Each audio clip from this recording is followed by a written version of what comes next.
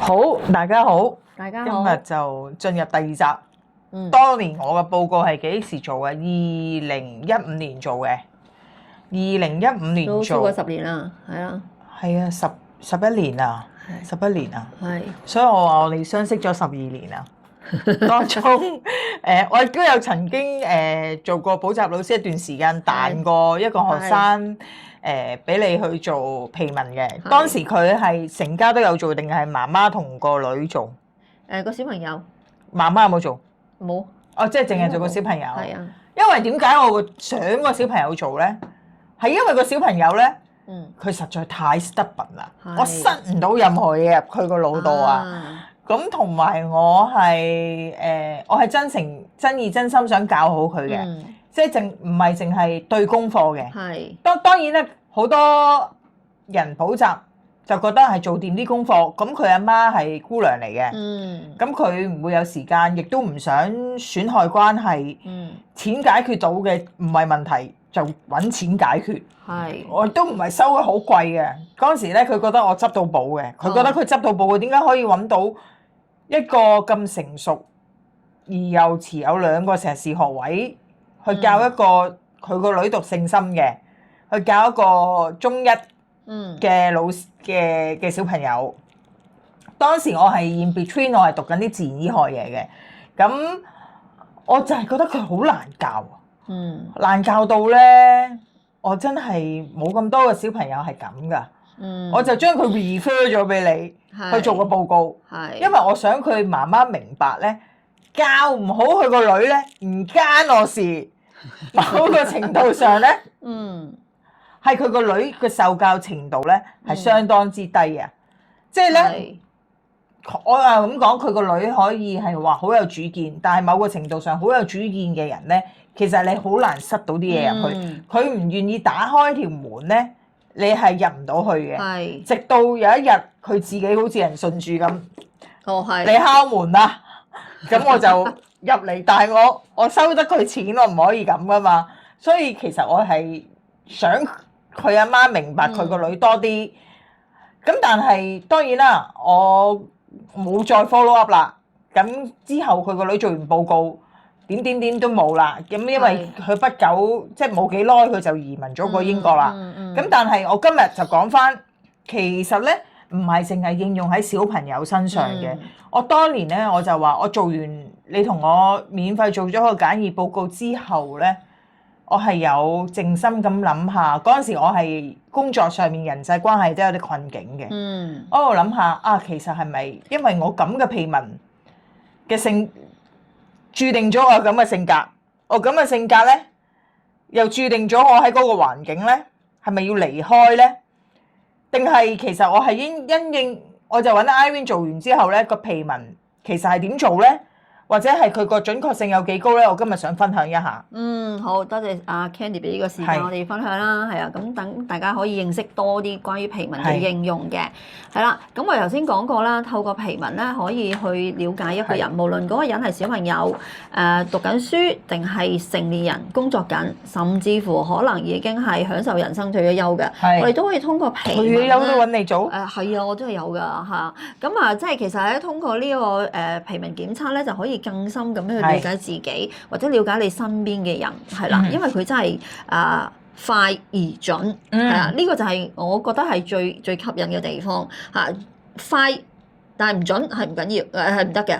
但係快又要準，係啦。咁同埋咧係其實好客觀嘅，唔會因為呢一個人有幾專業，所以咧就將嗰個答案係講成第二樣嘢咁樣。咁所以我覺得呢個係好真實咁樣去反映咯嚇。咁我哋譬如可能喺小朋友讀書，頭先 Candy 好好啦嚇，佢將佢身邊嘅人咧去想去了解好。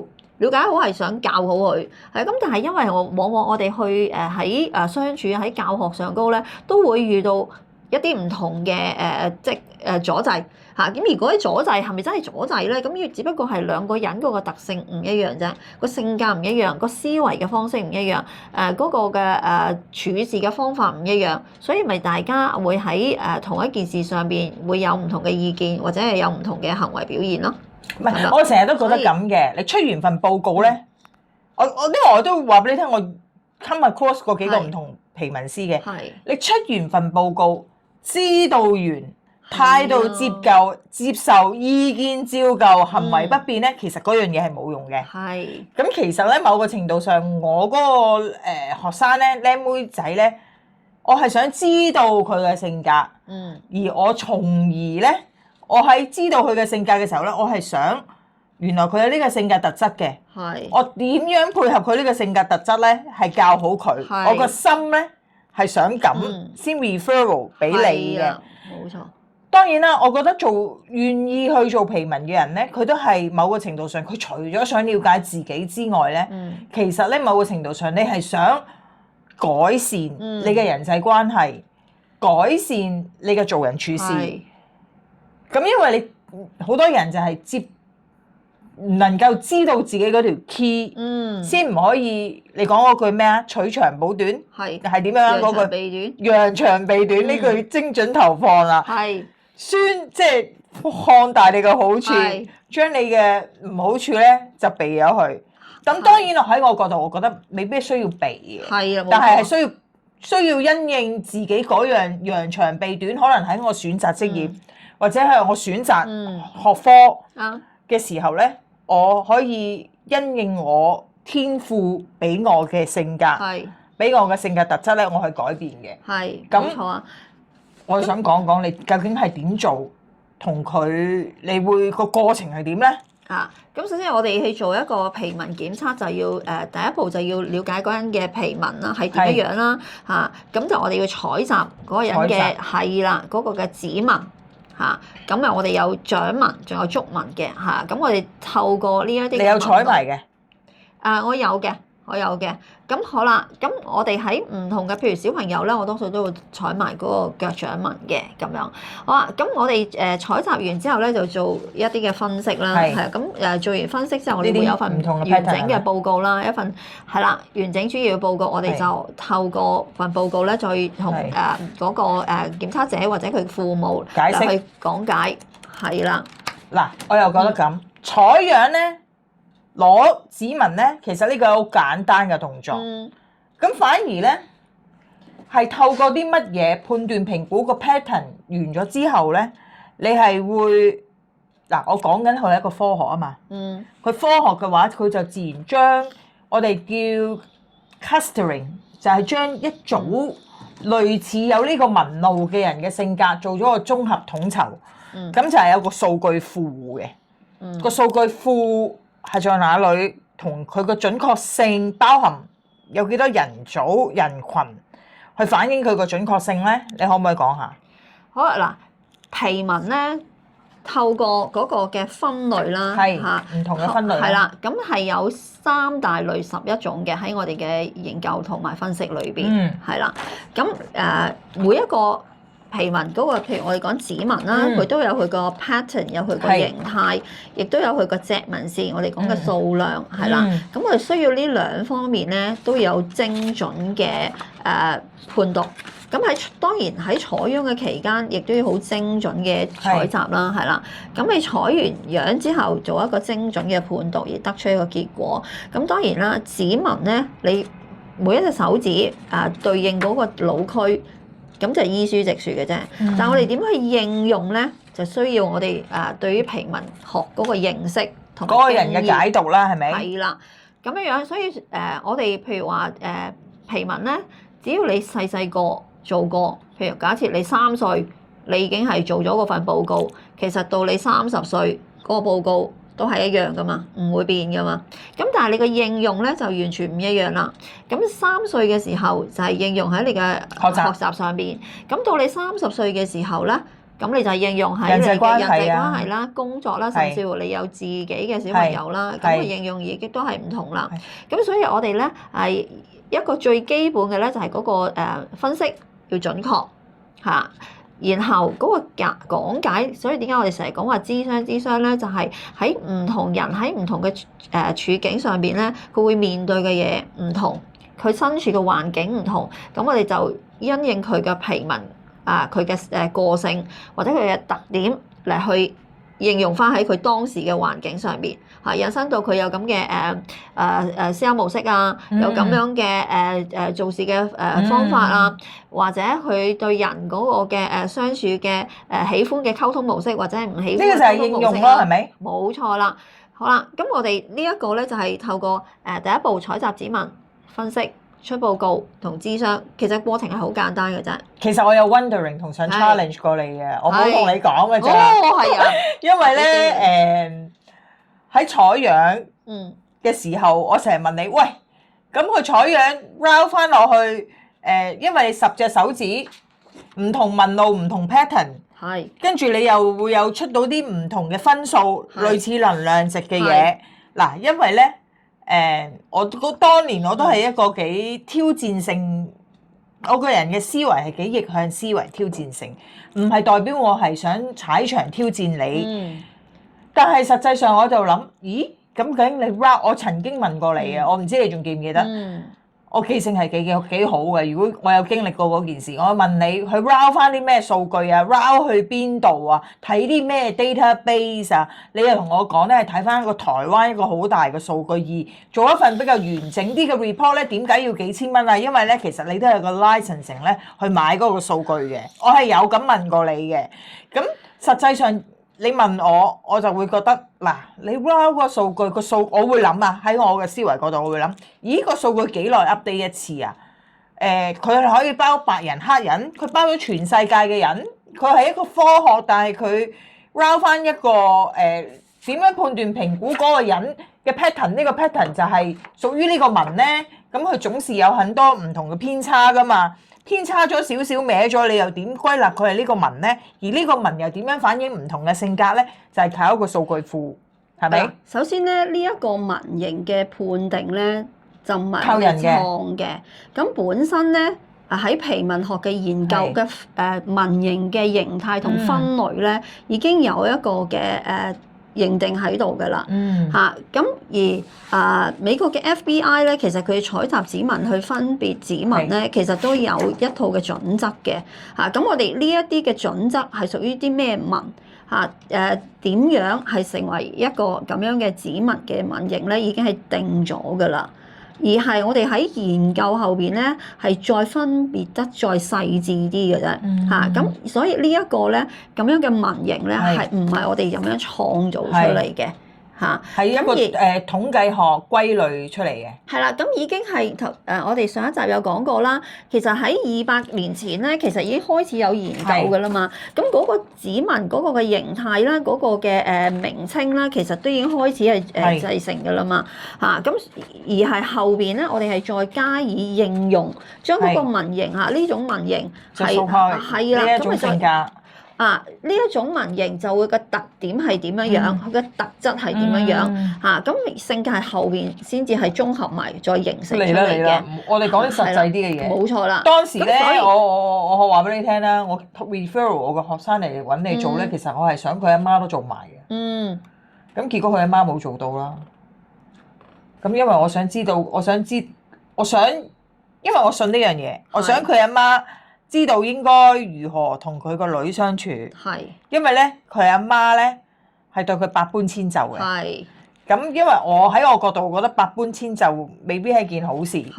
咁但係 anyway 啦，嗰陣時佢就冇啦。咁但係我又講緊我嘅紋型，而家又判斷評估一下準定唔準咯。你好啦，嗱，首先我哋講下啦，皮紋啦，咁我哋嗰個指紋係反射個腦區嘅，咁每個人嘅腦區，無論你係邊個國家地區國籍咧，其實嗰個結構都係一樣噶嘛，即係人嘅大腦有分左邊同右邊，左腦同右腦，咁左右腦嘅功能咧，基本上係人人都一樣噶嘛，左右腦嘅功能一樣，即係意思係每個人嘅左腦嘅功能都係一樣嘅，即係唔。意思係左腦係一啲比較係乜嘢啊？理性啲嘅腦啊嘛，右腦係比較感性啲嘅腦啊嘛，比較圖像多啲。咁我左右人都係一樣嘅，咁又唔係咁樣樣去左右優嚟去分辨嘅，只係我哋睇到左手係反射右腦，右手係反射左腦，係透過個指紋去反射去呈現到出嚟。好啦，咁而我哋咧每一個手指咧反射個腦區亦都係唔一樣嘅。譬如我哋嘅拇指係反射前額葉，食指係反射我哋嘅後額葉，跟住我哋中指有我哋嘅頂葉。然後無名指同埋尾指分別有顳葉同枕葉咁樣啦。咁呢個分佈咧係其實人人都係一樣噶嘛，唔會因為你係左右右優唔一樣。唔同你嘅國籍啊，或者係唔同白種人啊、黃種人係。咁會唔會因為我左右腦調轉而調轉咧？唔會嘅，係啦。只係你喺嗰個左腦區或者係右腦區嗰個呈現嘅狀態係點樣嘅啫。咁我哋可以咧同大家去分享下究竟我哋嘅左腦係個皮紋反射個腦區係點樣，或者係右腦反射個腦區係點樣啊？好啦，咁咪頭先有講過啦。咁左手反射右腦嘅，我哋可以先從左手開始講先嘅。左手反射右腦，左邊即係左弓。左手即係左手，係啦，我哋由拇指開始啊。係。咁左手嘅拇指咧就係反射前額葉噶嘛。係。咁就係我哋嘅開創力，係啦。開創力。然後食指係心臟力，中指係律動力，無名指係陰受力，然之後尾指係圖像力，咁樣。唔明。第一隻手指係咩啊？個創造力。係咪啊？開創力係啦，即係你個人有幾 creativity。個開創力係泛指係我哋人際啦、目標啦，呢啲就同我哋嘅開創力有關嘅，係啦。人際都關事？係啊，人際嘅關事，譬如話你對同人嗰個溝通相處。哦，即係我有幾開創，主動同人做到朋友。係啦，係你喜唔喜歡去同人相處係啦，咁有啲係中意同人相處，有啲係中意同事物個開創力就唔一定係泛指工作、學業或者係你個人嘅嗰個，其實係包括你做人處事嘅，你有幾開創去願意主動性嘅係咪真係？即係話其實係啦，主動性係一種啦，因應你個特性啦，有啲人喺呢個手指入邊，你睇到佢係主動定係被動或者係強勢啊，定係冇咁強勢嘅咁我哋講到強勢同唔強勢咧，都係同自己去比較嘅啫。唔係同人比嘅。唔係同人比嘅。我係咩？係同自己去比較嘅。咁喺 Candy 嚟講咧，佢嗰個開創力係屬於強勢嘅，亦都係屬於主動嘅。扭型屬於係比較。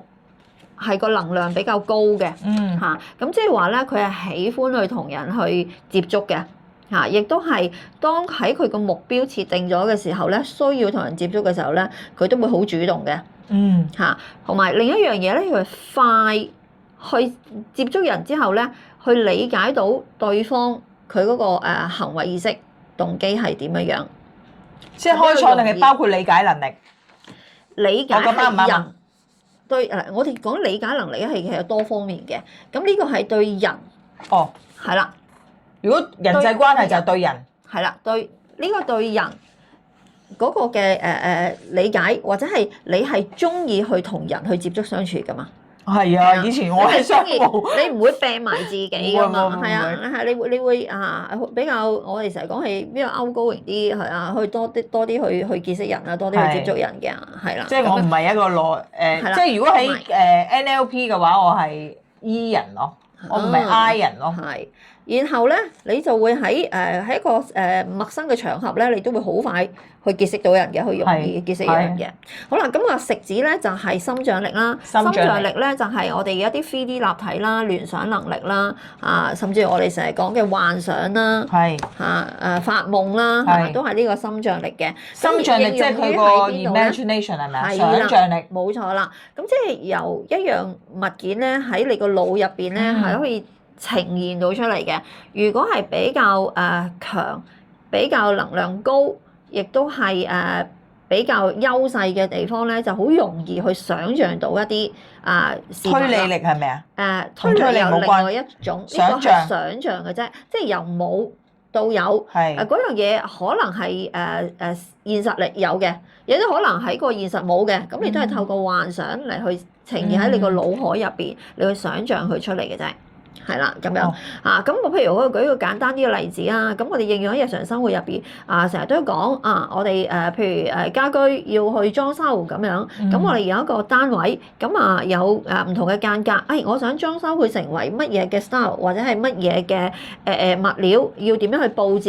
咁如果想像力高、心象力強嘅人咧，就好容易就自己個單位都未到手啦，可能已經諗好晒啦，係啦，已經呈現晒喺個腦海入邊出嚟啦。係咁呢個就係心象力，我哋應用到。心象力。咁但係啦，如果弱嗰啲咧，唔該你俾個圖俾我睇啊。哦。最好就帶埋去實際嘅單位入邊啦。咁你就先至感受得到。好明顯我係高分啦！你叫我去搞咁多嘢，我寧願自己坐喺間房度諗下就算啦。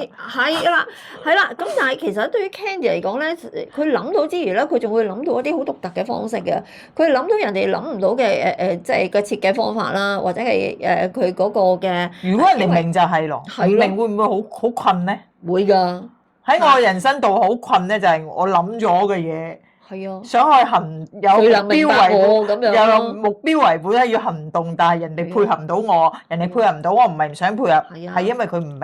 係啦，因為咧都會有陣時咧，有人會係有啲逆向思考啦。咁如果喺呢個心象力入邊咧，佢諗嘅嘢咧係比較與別不同一啲嘅，同人哋一般大圍所諗到嘅嘢咧係會有啲獨特性嘅。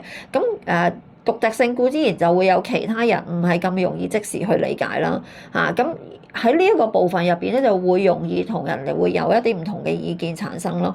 咁如果作為一個學生，佢嗰個如果佢個心象力高，咁佢應該讀啲咩學科？好啊，嗱，咁心象力高咧，考下你應用先。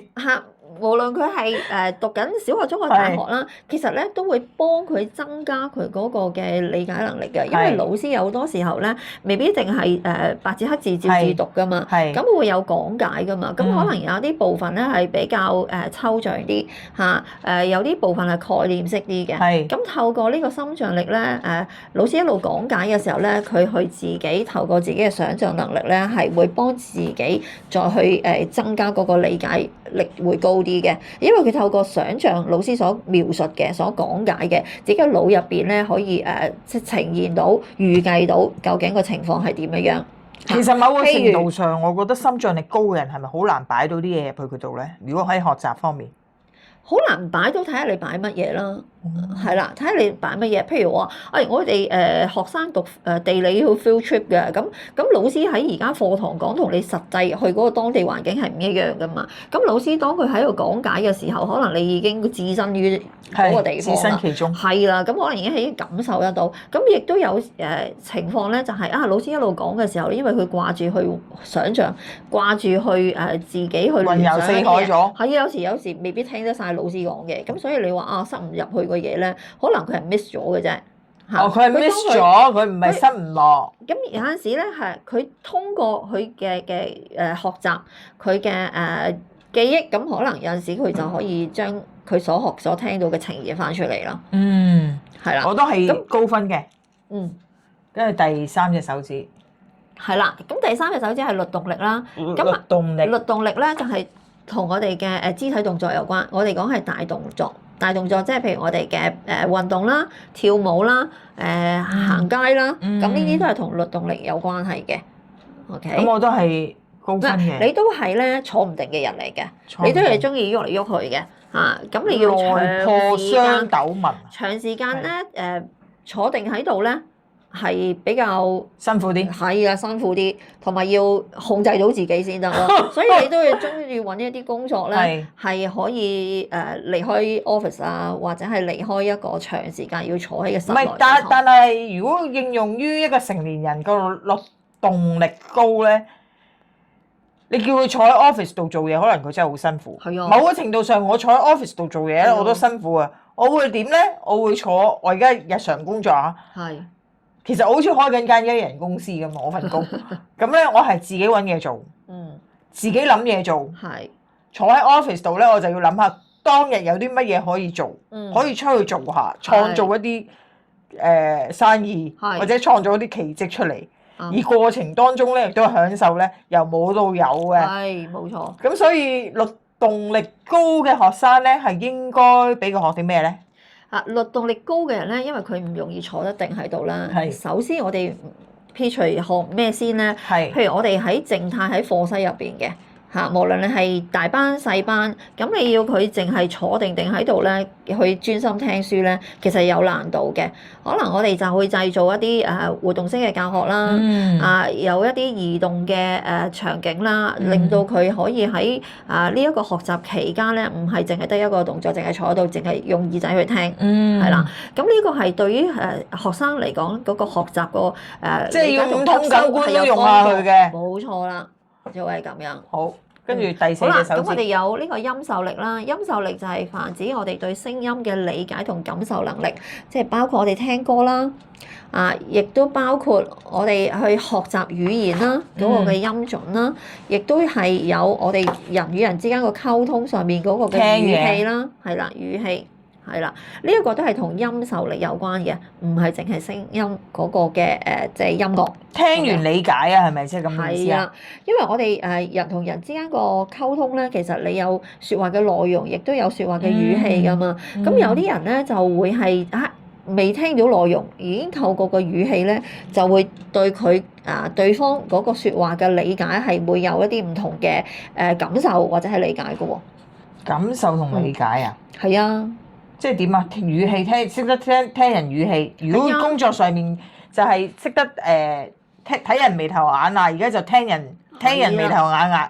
即係聽人嗰啲眉頭，聽人語意。係啊，睇下你點樣去表達嗰句説話啦嚇。正如話你想問下人得未啊？佢話你可以好溫柔咁問，得未啊？咁呢個係同性格有關嘅喎。唔係，即係對方如果佢音受力強嘅咧，佢分得出你講呢句説話嘅時候。係點心理狀況係啦嚇，你係真係關心我啊，定係有啲催促嘅成分咧？咁樣我有唔同噶嘛？係係啊，咁你嘅音受力都好強嘅，咁所以你對聲音咧都好敏鋭嘅，好容易分辨到人嘅聲音嘅。最尾嗰隻手指，呢個就圖像力，圖像力就係我哋對環境嗰個嘅感受啦、辨識能力啦，對於一啲嘅靚啊，或者係對於一啲學習藝術啦、圖畫啊，呢一啲都係通過圖像力。比我差啲喎，係咪？係咪叫差啲啊？喺你自己嚟講咧，呢個咧就比頭先嗰啲係比較弱一啲啦。係啦，咁即係話咧，可能你有冇諗下你平時去出街啊，或者去啲場合去認人咧，其實係冇咁容易去掌握得到嘅。即係認人，即係係啦，你記得呢個人，認到呢個人，呢個人同嗰個人呢個人個樣係點樣啊？有啲咩樣貌特質啊、特徵啊咁可能呢個位咧有陣時就係冇咁容易辨識得到啦。呢個就係左手係咪啊？係啊，呢個就係左手嘅，即係我左右都一樣嘅。係啦，同埋被動，同埋喺被動嘅過程，你入到去一間餐廳，你都係睇啲嘢好唔好食嘅啫。係。裏邊嘅環境係點咧？其實你都唔係太 care 㗎，或者係嗰個環境係好舒適、好優雅都好啦。食完你嘅目標到。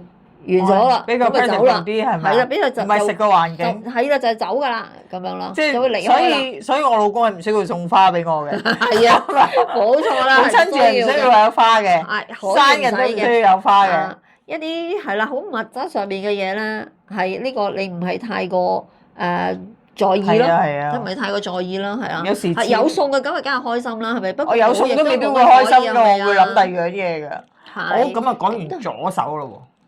咁啊，下一集講右手。好啊。同埋最尾我就想分享翻左右手完咗之後咧，其實係有個性格特質嘅。係啊。我唔知你仲記唔記得我個性格特質係邊一隻動物？下一集同大家分享。拜拜。拜拜。